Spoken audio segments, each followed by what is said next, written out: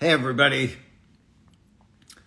happy Thursday. My goodness, the summer is going. And if you think of summer, you think of orange juice.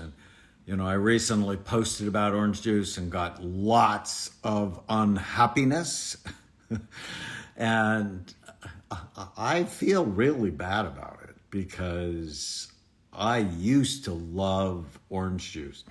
But then I realized when I saw a great video by Robert Lustig, who's a pediatric endocrinologist at UC San Francisco, that orange juice doesn't love you back.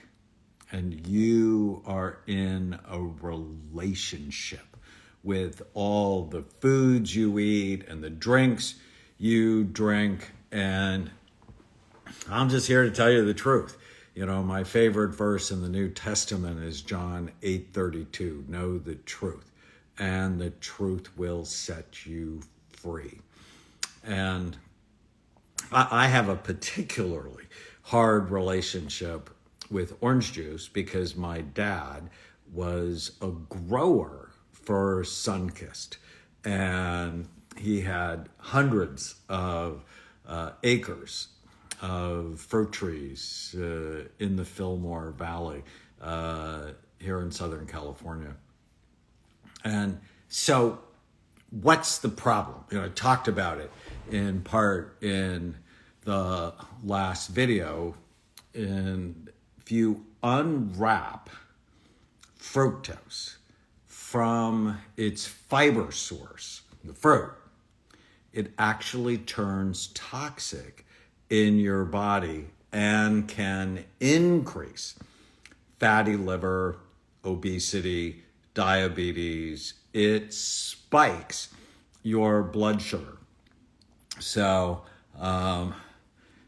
one, you're not getting any fiber. If you're going to have juice, obviously the more pulp, the better. It tricks your brain. Your body doesn't process it the same as it does when you actually eat the fruit. And so you don't really think you just had 150 calories of a drink. And in 1982, Americans drank on average 225 calories a day. And in 2015, Americans on average drank 450 calories a day. So that extra 225 calories a day puts about 25 pounds of fat a year on your body. So how do I know that? Do the calculation. It takes about 3,500 calories more than you burn to gain 1 pound. And so if you multiply 225 by 365 days a year and then divide that by 3,500, you're putting like almost 25 pounds of fat a year on your diet. And if you're struggling with your weight, do not drink your calories, especially calories that just go to sugar. And then your pancreas sees it, it releases insulin, blood sugar goes up, then it goes down, then you have brain fog. Just not a fan. They're all virtually empty calories because of how your body processes them, causes your blood sugar to spike, which then increases your hunger, poor decisions, and your weight.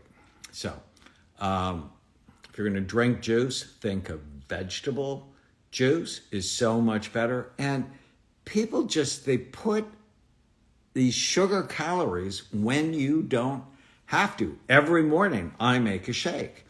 And if I went to Jamba Juice, you could say use water, or you could use apple juice or orange juice. And it's like, why? Why would you do that? That doesn't seem to make any good sense to me.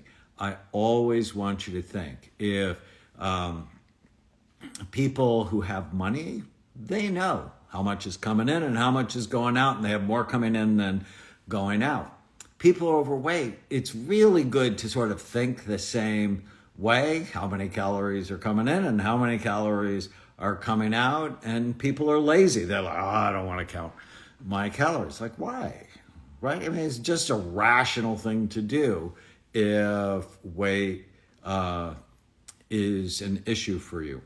How about cold pressed juices? Look at the number of sugars. Look at the number of carbohydrates in it. What about homemade orange juice? Exact same thing. I have a friend who has lots of orange trees in the back and tangerines and pomegranates. They taste amazing. But once you unwrap them from their fiber source, it actually turns toxic. Vitamin C, I see the comments about vitamin C. Actually, red bell peppers have more vitamin C and they're low glycemic, which means they don't raise your blood sugar. So what about apple juice? Freshly squeezed at home. It's just freshly squeezed sugar that got unwrapped from its fiber source. If you just have the orange, way better for you. I mean, I'm a huge fan of oranges and peaches and pears. I just want you to be thoughtful, to be careful on how much sugar you're putting in your body. I hope this is helpful, and I just want you to think of this one idea. Have you ever been in a bad relationship? Like, I have been in several bad relationships in my life, and now I'm married to my best friend. We've been together 16 and a half years, and we don't fight. We love each other. We root for each other. We'll often do lives together. We work together. I love someone who loves me back. I'm not doing bad relationships anymore. Actually, at work, I have the no asshole rule. I don't get to be an asshole, and neither do you. Because I just think our relationships are so important to our level of happiness. Well, in fact, you're in a relationship with all the food you eat and the drinks that you drink. You are in a relationship. And are you in a good relationship or a bad relationship, right? You go, but I love orange juice, but it doesn't love you back. Don't you want to be in relationship with drinks that are good for you? I love wine. Well, it just beats your brain up. I've done thousands, tens of thousands of scans on people who had substance issues, and I'm like, doesn't love you back. So whatever you do, I want you to think, do I love this, and does it love me? One of my favorite drinks is I'll take sparkling water, put a little bit of chocolate flavored stevia. There's a company called Sweet Leaf that I like, and it tastes great. And when I go out with my grandchildren, I'll often have it in my pocket, and they're like, Grandpa, can we get sparkling water?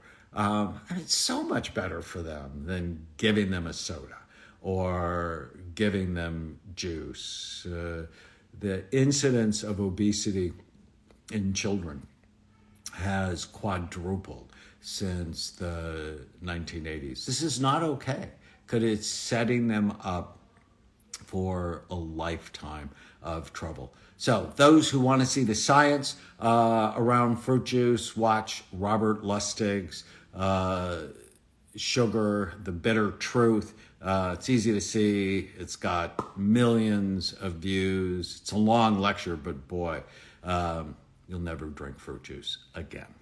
Have a great day, everybody.